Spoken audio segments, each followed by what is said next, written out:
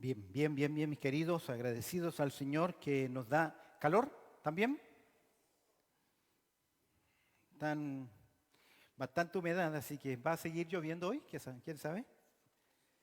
Sí, como 24, tradicional. Así que damos gracias al Señor por darnos esta linda oportunidad, ya un par de semanitas de cerrar no, semanitas, hoy sí, una semana más y ya se nos cierra el año, así que, ¿cómo sintió el año? ¿Mm? Sin duda alguna, un año muy, muy rápido. Este, Mi abuela decía, y los tiempos serán acortados. Yo digo que cada vez estamos más con tantos quehaceres, con tantas demandas, con tantas responsabilidades. Usted cierra este año y usted sabrá cuál va a ser su evaluación. Eh, Momentos difíciles, penas y glorias en el ministerio, pero agradecidos al Señor que nos ha dado la vida.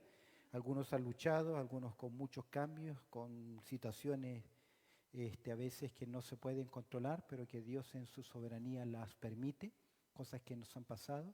Así que estamos en las manos del Señor, así que bajo su cuidado y bajo su gracia. Bien, mis queridos, sin más que decir, por favor, acompáñame con Biblia abierta al Evangelio de Lucas en el capítulo 2. Tienes que abrir su Biblia, no hay proyección de los versículos. Lucas allá en el capítulo 2. Vamos a continuar el relato, pero lo vamos a retomar con un enfoque y a lo que consideramos en la semana pasada del nacimiento. Estamos frente al nacimiento más importante de toda la historia humana, el nacimiento de nuestro Señor Jesucristo, porque éste cambiaría la humanidad para siempre. Se cambió el calendario antes de Cristo y después de Cristo para marcar año cero. Tú ves la importancia de Cristo en la historia humana, aunque posiblemente Cristo nació en el año cuarto o quinto antes de Cristo. Porque Herodes, quien manda a matar a los niños menores de 2 años, muere en el año cuarto antes de Cristo. Así que es imposible que Jesús naciese después del edicto de un rey que ya estaba muerto. Así que Cristo nace en el año cuarto o quinto antes de Cristo. Pero históricamente, por Gregorio, su calendario se establece año cero de la era cristiana con el nacimiento de Cristo, sabiendo esto que no fue así. En Lucas, en el capítulo 2, dice el versículo 8, había pastores en la misma región que velaban y guardaban las vigilias de la noche sobre el rebaño.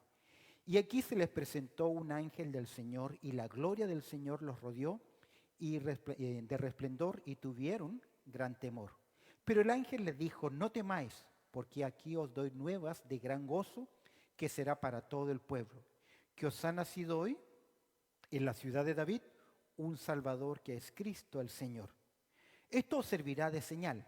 Hallaréis al niño envuelto en pañales, acostado en un pesebre. Y repentinamente apareció con el ángel una multitud de huestes angelicales que alababan a Dios y decían, Gloria a Dios en las alturas y en la tierra paz, buena voluntad para con los hombres. Sucedió que cuando los ángeles se fueron de ellos al cielo, los pastores se dijeron unos a otros, pasemos pues hasta Belén y veamos esto que ha sucedido y que el Señor nos ha manifestado. Vinieron pues apresuradamente y hallaron a María y a José y al niño acostado en el pesebre. Al verlo, dieron a conocer lo que se les había dicho acerca del niño. Y todos los que oyeron se maravillaron de lo que los pastores les decían. Pero María guardaba todas estas cosas, meditándolas en su corazón. Bendito Padre Celestial, hemos abierto tu palabra y hemos leído la bella historia, aquella preciosa historia que nunca nos vamos a cansar de oír, de escuchar, de reflexionar. Cuando tu amor se humana, cuando se evidencia tu amor enviándonos a tu Hijo Jesucristo. Misterio de los misterios, gloria de gloria. Te agradecemos, Señor, y en esta hora que queremos considerar este pasaje, que sea un desafío y bendición para nuestras vidas. En Cristo Jesús oramos. Amén y amén. Hoy, como latinos que celebramos 24 a la noche, con una cena siempre hay comida rica. Me acuerdo siempre, desde que me casé con Claudia, que la comida típica son panes con pavo. Así que eh, panes con pavo y con su salsita de tomate, con berros, es lo más típico. Otros, panes con pavo, ¿sí?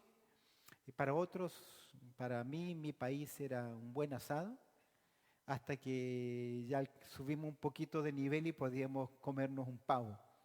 Pero aparte de la comida y abrir los regalos, que es lindo, que es una muestra de amor y gratitud, eh, creo que es un lindo tiempo para que usted reflexione en esto que hemos leído.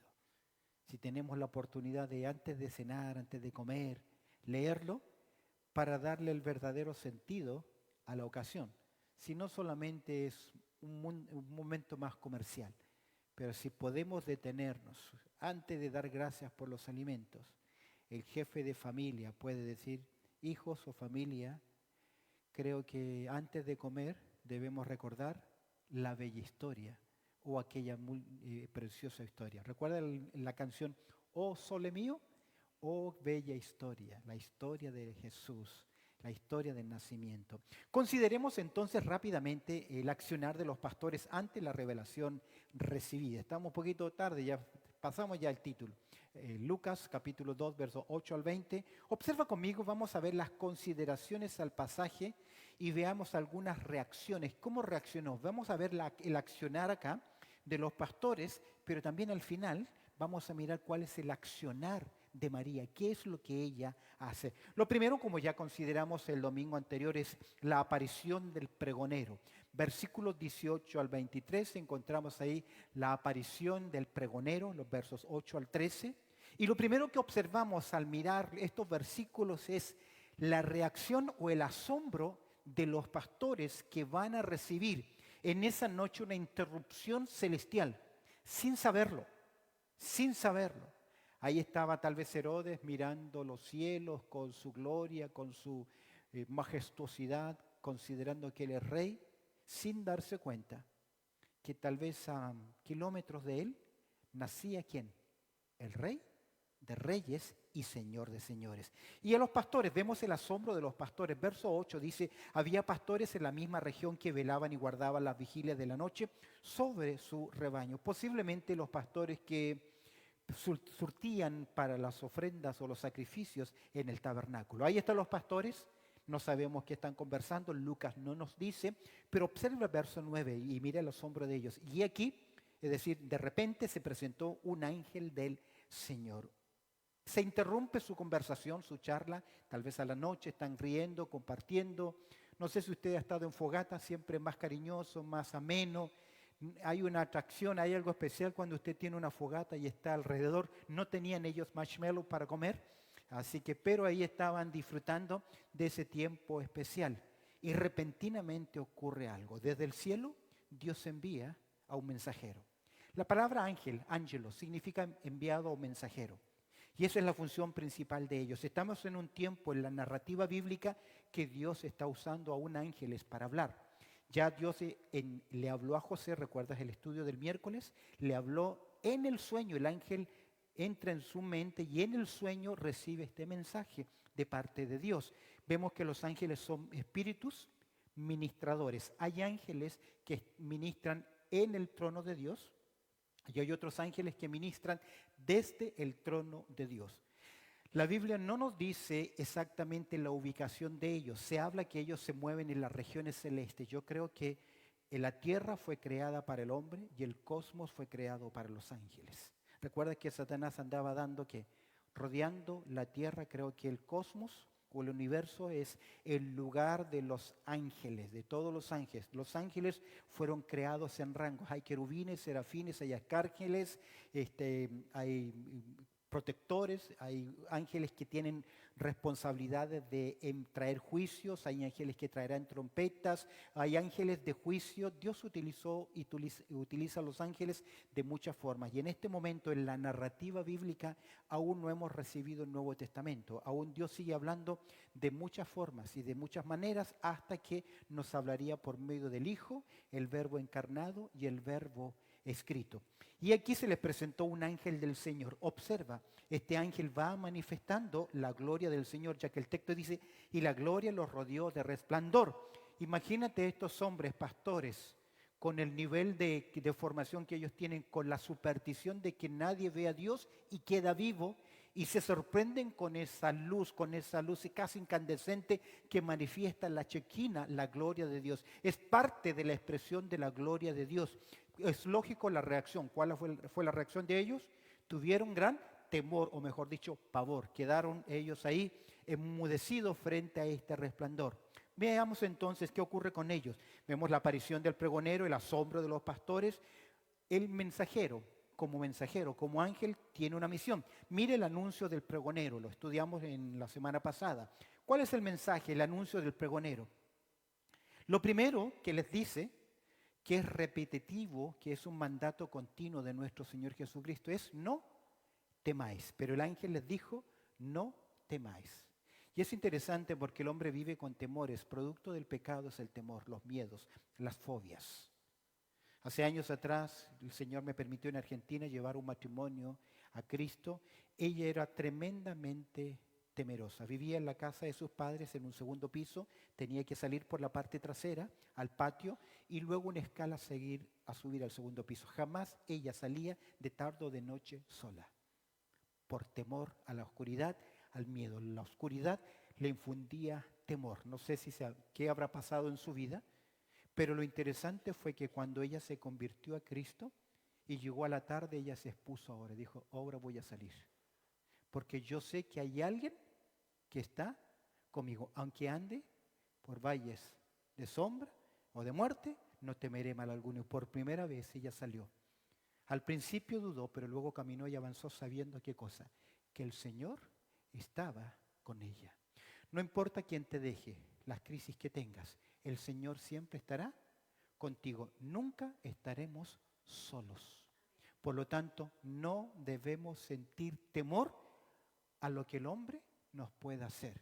Si te llega a hacer algo un hombre, tal vez en la vida, lo único que te está haciendo es un favor, porque te está mandando ¿hacia dónde?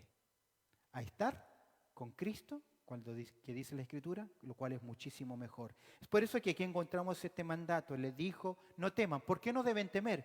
Porque la noticia que van a recibir cambiaría sus vidas y la vida de toda la humanidad.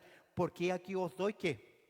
Nuevas de gran gozo. El término nuevas es, les traigo el evangelio. Es la palabra evangelos, es la palabra buena noticia. ¿Cuál es esa buena noticia? Que Dios cumple los tiempos, que Dios cumple la promesa, que el Mesías Rey ha nacido, que el Redentor había nacido, lo cual debía producir en ellos ¿qué cosa? Gozo, queridos. El pueblo del Señor debe ser un pueblo ¿qué? Gozoso. El salmista dice, cambiaré mi tristeza en gozo. El gozo no va a durar toda la noche, todo el tiempo. A pesar de que hay dificultades, Santiago dice, tened por sumo gozo cuando os halléis ¿en qué? En diversas pruebas. No permitas que el enemigo te robe el gozo. Recuerda las lecciones de Filipenses. Que será para todo el pueblo. La noticia sería en primer lugar para la nación de Israel, porque a lo suyo vino. El Mesías es prometido a la nación de Israel. El Redentor es Redentor del mundo, pero el Mesías Rey, el Hijo de David, es prometido a la nación de Israel. Es por eso que en las cartas del Nuevo Testamento no se pone énfasis tanto en Cristo como Rey de la Iglesia, sino como esposo, pero sí Rey para la nación de Israel, porque es la promesa hecha a Abraham y la promesa hecha a David. Que será para todo el pueblo. ¿Qué es? Verso 11. Que os ha nacido hoy, ¿dónde? En la ciudad de David. ¿Por qué? Porque es la promesa, el pacto davídico. Un Salvador que es Cristo el Señor. ¿Recuerdas que te decía que hay teología acá? Se habla del Salvador, se habla del ungido y se habla del Señor. Tema a considerar interesante que lo vimos el domingo. Observa ahora una señal. Porque el pregonero no solamente le da no solamente es asombroso, sino que Él hace un anunciado. El cumplimiento ya nació y les da algo interesante. Dos cositas les hace notar. Primero, hallaréis al niño envuelto ¿en qué? En pañales. Todos los niños lo envuelven ¿en qué? En pañales. ¿Te acuerdas aquel tiempo en que no había pañales desechables? Y nos tocaba, por lo menos con mitad de tiempo, con mi primer hijo, Jonathan, nos tocaba lavar pañales. Los fuimos a comprar a una tienda, por mayor venían los paquetes, tipo gasa, pero más gruesito, ¿recuerda? Aquí lo interesante es, todos los niños los vuelven en pañales, pero aquí lo que llama la atención, y algunos comentaristas señalan, que esta palabra pañales acá básicamente es mortaja. Y la mortaja no era utilizada para envolver a los bebés, sino para envolver a cadáveres. Por eso sirve como ¿qué? Señal que es atípico lo que va a ocurrir. Básicamente mortajas era para envolver los cuerpos muertos. Es un cuadro profético de la razón del nacimiento de Cristo. Porque ¿para qué nacía Él? Para dar su vida por muchos. Para dar su vida por muchos. Primera señal entonces, hallaréis al niño envuelto en pañales. Y en segundo lugar, otra cosa atípica, acostado en un pesebre. Nosotros hoy tenemos la picha de un pesebre muy lindo, casi parece una cuna. Pero la verdad que el pesebre era una piedra tallada o un pedazo de tronco de madera también con un hundimiento donde colocaban el alimento para que los animales comiesen de ahí. No es una cuna, no es un lugar más... no era una cuna para que naciese quién. Ahora, cuadro de reflexión. El ángel, que es un mensajero, que por así decir, siervo de Dios, aparece mostrando ¿qué? La gloria del Señor. Pero Jesús, quien es Rey del universo, Creador, ¿muestra gloria? ¿Qué muestra? ¿Qué muestra? Humildad. Tremenda humildad. Es por eso que el Señor nos dice, aprended de mí que soy manso y humilde. Él, como rey, debía haber nacido en una cuna de oro, en un lugar especial, nace en un lugar. Ahora, no culpemos tanto a los hosteleros que no había lugar para ellos. No existían las 5 estrellas, ni siquiera una estrella. Bueno, sí había, porque la mayoría de las posadas no tenían techo, así que podían mirar las estrellas. Era en una sola habitación, donde los hombres tiraban ahí sus mantas y ahí estaban. Un hombre caminante, oloroso, sudoroso, fuerte, ronquidos, todo tipo de ruidos podían existir dentro de un cuadro como una hospedería o un lugar donde pasar la noche. Por eso lo mejor y más privado sería en el establo donde estaban ¿quiénes? Los animales, y sí, posiblemente al abrigo del calor de los animales. Así que no culpemos tanto a aquel posero que les dijo, no tengo lugar. Sí apliquemos que debe haber siempre un lugar en nuestro corazón. Acostado en un pesebre. Pablo dice en 2 Corintios 8:9, porque ya conocéis la gracia de nuestro Señor Jesucristo, que por amor a vosotros se hizo pobre, siendo rico, para que vosotros, con su pobreza, fueseis enriquecido. Paradoja de las paradojas. Dejemos atrás un poco la aparición del pregonero, el asombro y también el anuncio. Dos cosas importantes.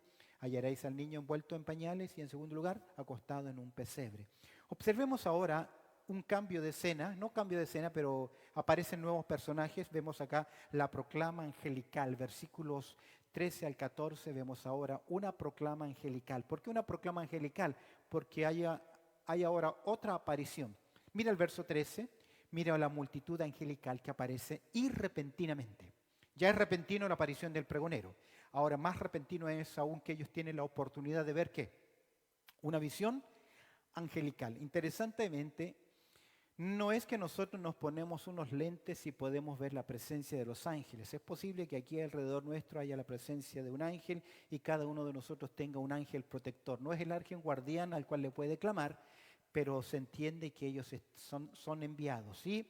En algunos momentos de la historia, ellos siendo espíritus, tienen la capacidad de materializarse y hacerse visibles, poder vérseles.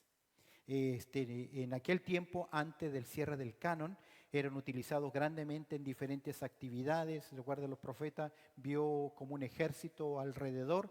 Vemos acá que repentinamente, después de la proclama del ángel, y que debe haber gozo, apareció con el ángel una multitud de las huestes celestiales, para describir el lenguaje contemporáneo, ejércitos, multitudes. No sabemos cuántas multitudes hay, sabemos que por lo menos debe haber uno para cada individuo, así que saque a usted la cuenta. Se consideran millares de millares o miles de miles en las Escrituras. Hay ángeles que son de Dios y ángeles que son de Satanás, así es la clasificación. Los ángeles de Dios, y el infierno fue preparado para Satanás y sus ángeles. ¿Quiénes son estos ángeles que siguieron a Lucero en su rebelión en contra de Dios y tomar su gobierno por sí mismo, una autoindependencia, un golpe de Estado? Preparó un complot, pero vemos en las Escrituras que siempre habla acerca del ministerio de los ángeles. Apareció con el ángel una multitud de las huestes celestiales que alababan a Dios y decían. Se ha discutido si los ángeles cantan o no cantan. Hay teólogos que dicen que no cantan y hay otros que dicen que cantan, no sabemos.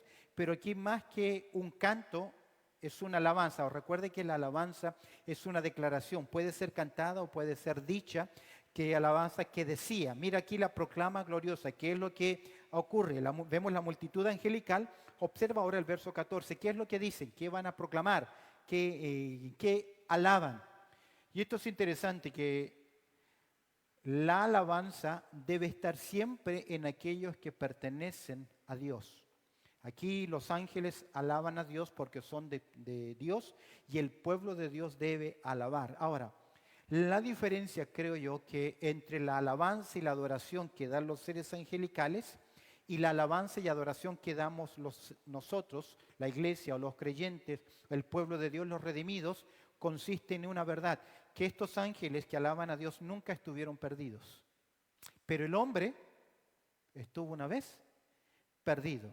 Entonces contamos una historia y alabamos a Dios no solamente porque debemos hacerlo, porque ese es el mandato de Dios, que debemos adorarlo en espíritu y en verdad, y es porque nuestra adoración incluye una historia personal. Recuerda que Jesús dice: a quien más se le perdona, ¿qué? ¿Más ama? Entonces usted y yo sabe cómo Dios le miró con ojos de gracia, cómo Dios le alcanzó, cómo Dios le incluyó en su plan soberano, porque la salvación es por elección divina y Dios puso sus ojos de gracia en su vida. ¿Por qué? No lo sabemos. Jamás sabré, como cantábamos, cuánto costó y por qué lo hizo, salvo que por su propósito, su amor eterno, por su voluntad, su beneplácito. Por lo tanto, cuando usted adore a Dios, debe hacerlo con una cuota de reverencia, de agradecimiento. Adorar a Dios es reconocer lo que Dios es. Alabar a Dios es reconocer lo que Dios hace por usted y por mí. ¿Cómo lo hacemos? Con frutos de labio que confiesen su nombre. El mensaje de si esta proclama se ha convertido en base de inspiración a los compositores. Durante 2000 años esta proclama ha sido considerada glorias in excelsis Deus, se llaman, dicen los latinos, aquella gloria al exaltado Dios. La proclama dice: gloria a Dios ¿en dónde? En las alturas. Sin duda alguna, la vida y ministerio de este bebé, ¿qué trajo?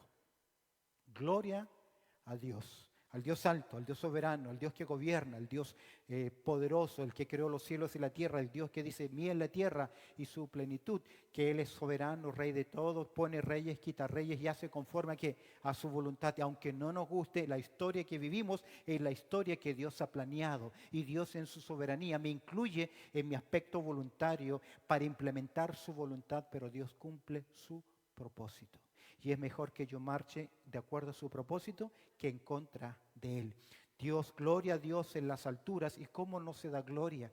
Porque se humana el Dios hombre, se humana Dios, tomó forma humana para acercarse a la humanidad. Para aquel Dios que nosotros estábamos enemistados, ahora a través del Hijo podemos llegar a Dios, tener comunión con Él.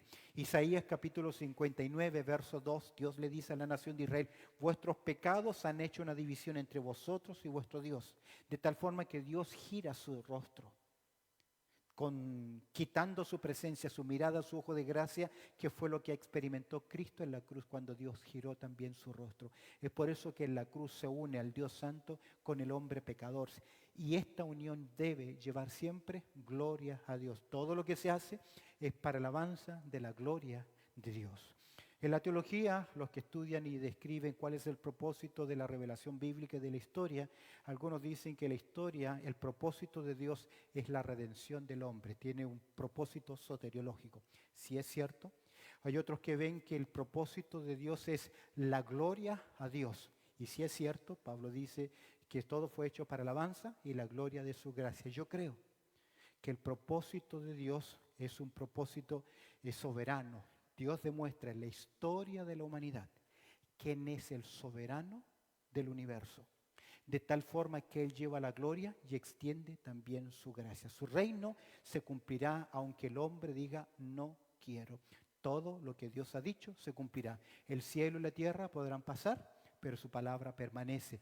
Y en ese propósito de demostrar quién es el Dios soberano del universo, incluye un plan maravilloso, increíble. Que una parte del ser divino se convierte en hombre para morir por aquellos que Él mismo creó. Queridos, Dios pudo haber tañado así los dedos y haber hecho desaparecer a toda la humanidad y crear nuevos. No me sirven como ese vaso de barro que el alfarero vio que no servía, lo tiró. Dios decidió mostrar su amor y su gracia. Gloria a Dios en las alturas. Y como resultado, en la tierra y paz, buena voluntad para con los hombres. Mejor dicho, hombres en los que Dios se agrada. ¿En quiénes agrada a Dios? En aquellos que reconocen voluntariamente a quién.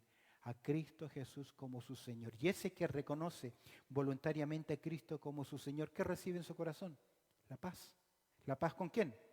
La paz con Dios y la paz de Dios, que no experimenta toda persona. Ustedes que han sido operados, que hay operaciones que está a riesgo de muerte, pueden dar testimonio que teniendo a Dios en la vida siempre hay paz. Aunque usted esté en un avión que está a punto de caerse, o ocurre lo que ocurre en una situación peligrosa, usted sabe que no está solo y puede seguir teniendo la paz del Señor. Y esta paz se recibe cuando reconocemos a Cristo, justificados pues por la fe. Tenemos paz para con Dios. La aparición del pregonero, la proclama angelical. Observa conmigo verso 15 al 20. ¿Qué hacen ahora los pastores? El proceder de los pastores. Ellos han quedado absortos con una revelación de un ángel. Se cumplió el tiempo. Luego ellos observan una multitud de seres angelicales que aparecen repentinamente y revelan la gloria de Dios y alaban a Dios, haciéndonos entender que cada uno de nosotros también debe ser uno que adora a Dios, con una gran proclama: paz en la tierra a los hombres de buena voluntad. Ahora, con todo ese contenido, observa lo que dice el verso 15. ¿Qué fue lo que hicieron estos pastores después de recibir ese glorioso mensaje? Yo diría, ¿qué hace el creyente después de cada domingo? Que recibe un mensaje. Aquí tenemos un buen ejemplo. Mira el verso 15. Lo primero es que los pastores, ¿qué? Creen. Ellos creen. No sé cuánto realmente usted cree de lo que es enseñado semana tras semana. Porque lo que cree es lo que vive. ¿Lo tiene? No lo que dice que cree. Usted dice, sí, yo creo en Dios, pero vive como un inconverso. Usted no cree en Dios. Si usted dice, yo confío en Dios, en dependencia, usted será generoso, dará para la obra de Dios, porque confía en ¿quién? En un Dios que suple. ¿Amén? Entonces, lo que cree, ¿qué es? Lo que vive, no lo que dice que cree. Porque los demonios, ¿qué? También creen. ¿Okay? Entonces, está igualdad ahí en solo obediencia. Mira, los pastores creen. Sucedió que cuando los ángeles se fueron de ellos, ¿a dónde? Al cielo, porque pertenecen ¿a dónde? Al cielo, no pertenecen a la tierra. Intervienen, entran en la historia humana, pero el plan el plan de redención y la historia del reino se cumple en la tierra, en el planeta, con los seres humanos. Los ángeles cumplieron su misión y volvieron a su lugar de habitación, cumplida su misión. ¿Cuál fue? Uno, traer un mensaje. Segundo, una aparición para mostrar que a los hombres que la bendición del Mesías y que deben adorar a Dios, y eso trae consecuencia, paz. Interesantemente que ellos se fueron al cielo ahora a aprender de lo que dijeron, porque ellos aprenden ¿con quiénes? Con los creyentes. Ellos observan y aprenden y la iglesia manifiesta y comunica a los poderes celestiales la gracia del Señor. Yo creo que, imagínate un ángel que vivió la experiencia de decidir permanecer fiel con Dios cuando se rebeló. ¡Tac! ¿Dios qué hizo con todos los que se rebelaron? Cortó e irremediablemente, irremisiblemente, Dios decretó su condición para ellos per seculum seculorum, para siempre. Ya no hay oportunidad que un ángel diga, oh, ahora quiero ser bueno, me arrepiento y creo al Evangelio. No existe esa posibilidad. Entonces un ángel cada vez que observa a Andrés Escárate, lo que hace a veces en oculto, que no honra a Dios, ese ángel está esperando que Dios ejecute ¿qué? Su juicio. ¿Y qué aprende?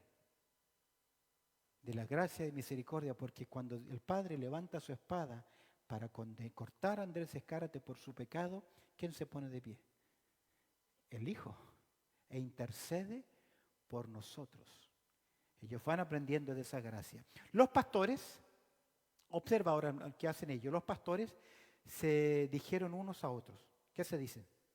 Pasemos pues hasta Belén y veamos esto que ha sucedido. En otras palabras, ellos toman ese paso de fe porque van a ver lo que ha sucedido. El tenor acá no es en duda, sino vamos a ver lo que ocurrió, vamos a mirar lo que ha sucedido y que el Señor nos ha manifestado. Los humildes pastores creyeron al mensaje y acudieron a prisa a Belén a visitar ¿a quién? Al niño que había nacido. Hoy no visitamos al niño y la verdad que ninguna gente tiene problema con Belén y el niño de Belén. A todos les gustan porque todos queremos recibir regalos y nos gustan estas fiestas, etc. El problema está que ese niño es soberano, es rey. Y ahí es donde tenemos problemas. Queremos dejarlo en la cuna, ahí, pero no entronizarlo en nuestros corazones. Los pastores en obediencia fueron, observa el verso 16. ¿Qué ocurre? Vinieron pues, ¿cómo? Apresurada, me encanta eso. Corrieron para obedecer.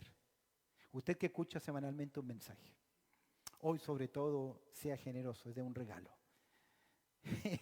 Voy a correr apresuradamente a mostrar mi amor en forma práctica o mis expresiones en forma práctica. Ellos vinieron apresuradamente. Es decir, oyeron y respondieron. ¿Cuántos de ustedes recuerdan cuando la nación se encuentra con Nehemías y Esdras, con la ley de Dios, Esdras capítulo 8, y leen la ley de Dios? Y escuchan que por muchos años no han hecho tabernáculos los hebreos, no han celebrado la fiesta de los tabernáculos. ¿Tú sabes lo que ocurre? Todos los padres de familia, aparte de llorar, se quebraron para oír la voz de Dios, corrieron a armar todas sus chocitas. Vemos que el campo se llenó de techitas, de chozas que simbolizaban los tabernáculos. Casi en forma ingenua, corrieron para cumplir lo que Dios les había dicho. Cuando Dios habla hay una premisa.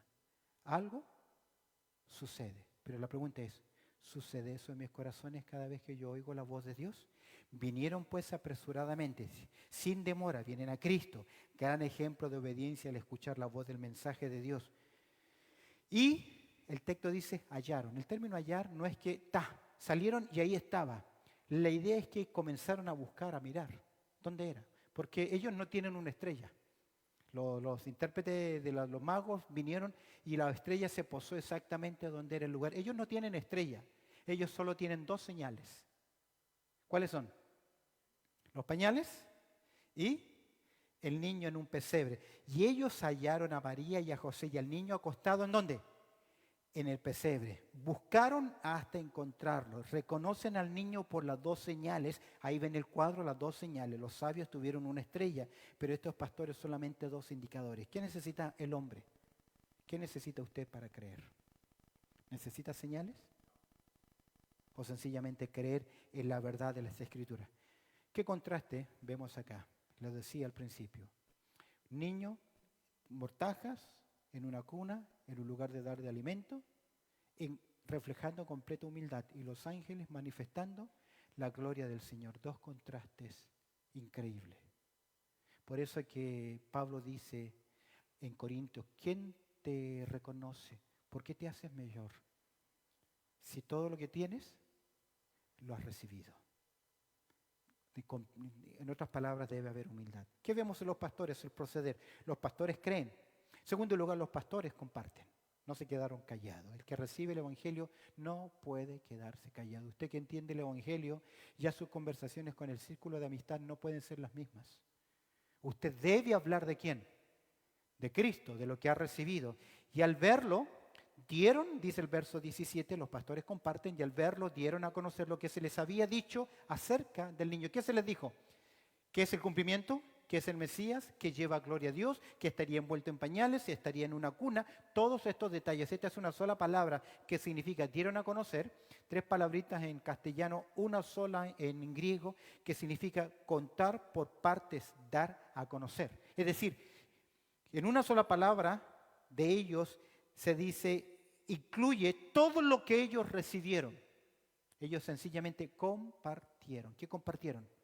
Todo el mensaje que habían recibido. De esta forma ellos se convierten, en mi forma de pensar, en los primeros evangelistas. Son los primeros que llevan el evangelio ya, Jesús, habiendo nacido en esta tierra. Y esto es interesante, porque usted y yo somos embajadores en esta tierra.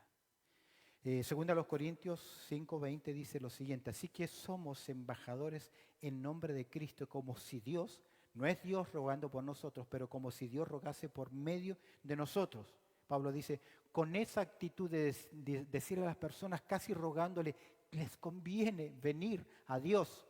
Os rogamos en nombre de Cristo reconciliados con Dios. Y hoy tiene una oportunidad, esta noche, si va a cenar o mañana, si va a cenar con familia, tiene la oportunidad de llevarles, ¿qué cosa? El Evangelio. Muchos no van a querer oír. Otra vez con lo mismo, me decían mis hijos. Otra vez. Porque es el mensaje, ¿qué?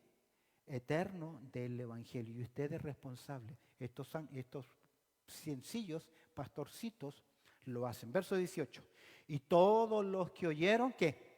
Lógico, se maravillaron de lo que los pastores les decían. Esto no es sorprendente. Piénselo en ellos. Todos los acontecimientos maravillosos. No simplemente la aparición. ¿Por qué José y María están en Belén? ¿Por qué están en Belén? Porque hubo un edicto. El edicto de Roma es que todos volviesen a su lugar de origen. Como José era de Belén, tiene que volver a Belén. ¿Por qué? Porque Roma quería cobrar más platitas, tener cuántos más habían, cuántos nacidos más. Y por un decreto humano, Jesús está en Belén. Pero la verdad, ¿fue el decreto humano? No. Dios ya lo había dicho, Miqueas 5:2. Dios lo dijo antes. Lo dijo exactamente dónde iba a nacer su hijo. Y mucho antes, Dios se lo dijo a Adán y Eva, la descendencia de la mujer. Es decir, nada de esto es casualidad. Por eso, cuando hay un corazón crédulo que oye la voz del Evangelio, se maravilla de las verdades de Dios. Sproul, en sus predicaciones, ustedes pueden buscarlo en YouTube, especialmente en la explicación de este sermón, y él lee al principio y dice, nunca me cansaré de leer esta bella historia de la soberanía de Dios. Tanto fue el impacto que uno de los hermanos Wesley, llamado Charles o Carlos Wesley, escribió en base a este texto las siguientes palabras: oíd un sol en alta esfera, en los cielos, gloria a Dios. Al mortal, paz en la tierra, canta la celeste voz. Fue escrito en el año 1753 y hasta el día de hoy se canta. Fue impactado por este canto. ¿Cuánto más nosotros? Los pastores, ¿qué hacen? Creen, comparten. Verso 20, los pastores celebran. ¿Cómo celebran los pastores? Terminada su misión, reciben el mensaje, obedecen, creen, van a ver, adoran al Señor, cuentan, comparten, llevan el mensaje, comparten lo ocurrido, y ahora ellos volvieron los pastores. ¿A qué volvieron? A su vida rutinaria. Cuando uno se convierte a Cristo, debe volver a su vida rutinaria. Debe volver a su mundo, pero con una mentalidad diferente, glorificando y alabando a Dios, con gozo en su corazón. ¿Tiene gozo? ¿No se nota? ¿Hay gozo? Yo recuerdo una vez le decía a un hermano, ¿hay gozo? Hay gozo. Cada vez que lo veía, hay gozo. Y luego creyó que yo decía de él que era un payaso. Que yo creía que era un payaso y por eso le decía, hay gozo. Interpretó mal. Gozo debe haber en el pueblo del Señor. ¿Cuándo? Siempre. Pero estos pastores no fue un shock al ver al Rey del Universo nacer en la más grande pobreza. Ellos en su corazón y con sus labios manifestaron adoración, alabanza, alegría a Dios. Vieron el cuadro. ¿Qué te provoca ese cuadro de la natividad? Se utiliza en castellano natividad y en inglés también nativity como para designar un vocábulo, una expresión única, porque no se habla, si se habla de natividad o nativity, solamente tiene que ver con ese cuadro. Solo es ese cuadro. ¿Qué te impacta ese cuadro? Porque para mí, si no hay ese cuadro de natividad, no puede haber el cuadro de la cruz. Es imposible. Entonces, une el camino y eso debe producir en nosotros gozo. Esta ha de ser la actitud de todos aquellos que han conocido la verdad del Hijo de Dios. Gozo en sus corazones. Permíteme, ya que los veo con cara tan triste o tienen hambre. Salmo 122:1. Y despierta el que está al lado. Muévase un poquito. ¿Qué dice Salmo 122:1? Yo me alegré, ¿qué? Con los que me decían, a la casa de Jehová, próximo año, mis queridos, venga todos los días con una sonrisa de oreja a oreja. A punto de tragarse el aro, lo que tenga. Venga con gozo a la casa del Señor. Deje atrás todos sus problemas, sus preocupaciones, sus necesidades, sus crisis. Que mañana lo lleven a la cárcel, está bien. Pero el domingo usted venga y gócese en el Señor. Salmo 32:11. Alegraos en Jehová y gozaos justos y cantad con júbilo todos vosotros los rectos de corazón. Amén. Mira el 97:12. Alegraos justos en Jehová y alabad la memoria de su santidad. Recordemos siempre las promesas del Señor. Que los ángeles alabaron y glorificaron a Dios. Amén. Pero el pueblo del Señor también lo debe hacer con más gozo. Amén. Ha cambiado mi lamento en baile. Nos vistió el Señor, quitó nuestro manto de silicia, nos puso una vestimenta real. Terminemos. Ese es el cuadro de ellos. Gran mensaje. Terminemos con María, verso 29. Observa a María, su perspectiva. Los pastores creen, comparten su experiencia y María en silencio admira a Dios. Mira el verso 19. Pero María, ¿notas el cambio? ¿Ves el nexo de contraste? La alegría, el gozo, el cántico, la adoración, la proclama. Pero María, la señalada, la escogida, el cumplimiento de la profecía, ¿qué hacía? Guardaba todas estas cosas, meditándolas en su corazón. Yo me recuerdo la primera vez que canté. Lo hice en el colegio básico, no sé si era el 5º año, uno de esos años, y pasé al frente a cantar. Y canté la canción Tengo una petaquita, para ir guardando las penas y pesares que voy pasando. Sin entenderla canté la petaquita, la cajita. Pensaba en María mientras recordaba ese momento. Ella, todo lo que le decían, lo iba a ¿qué? No solamente es atesorar, sino mantenerlo completo y vigente en su vida. ¿Qué es la idea? Cuando yo recibo la palabra de Dios, debo mantenerla en mi mente vigente, viva, activa. De tal forma que cuando se enfrenta una circunstancia, debe brotar inmediatamente ¿qué? La promesa y la palabra de Dios. Comenzando, ¿qué guardaba ella? Porque dice, guardaba todas estas cosas, ¿qué más? Meditándolas, ¿en dónde? En su corazón, su mente. Conforme el hombre piensa, actúa.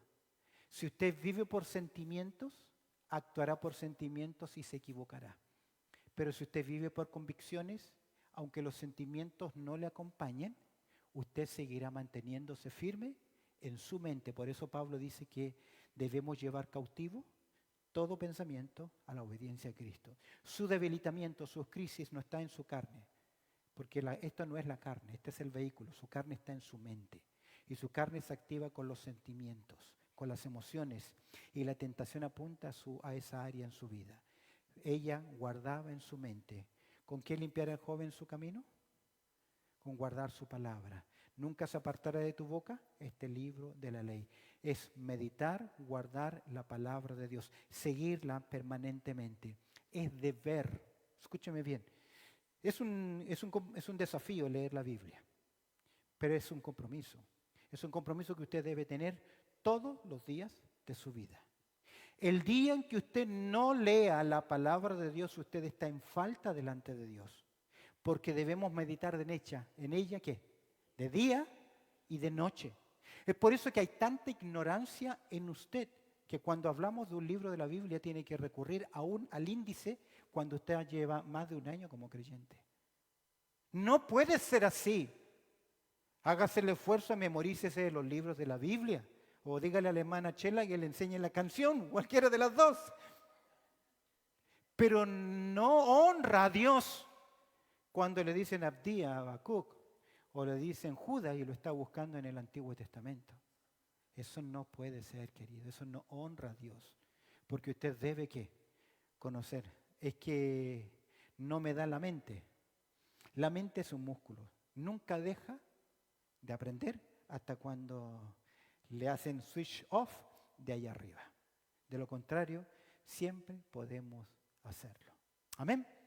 La guardaba en su corazón. ¿Qué guardaba? La bella historia, las palabras de vida. Permíteme terminar en el día de hoy con 3 lecciones. Primero, debemos aprender a creer al mensaje de Dios. Amén. Creerle a la palabra de Dios. Amén. No lo escucho. Amén. ¿Me puede decir amén?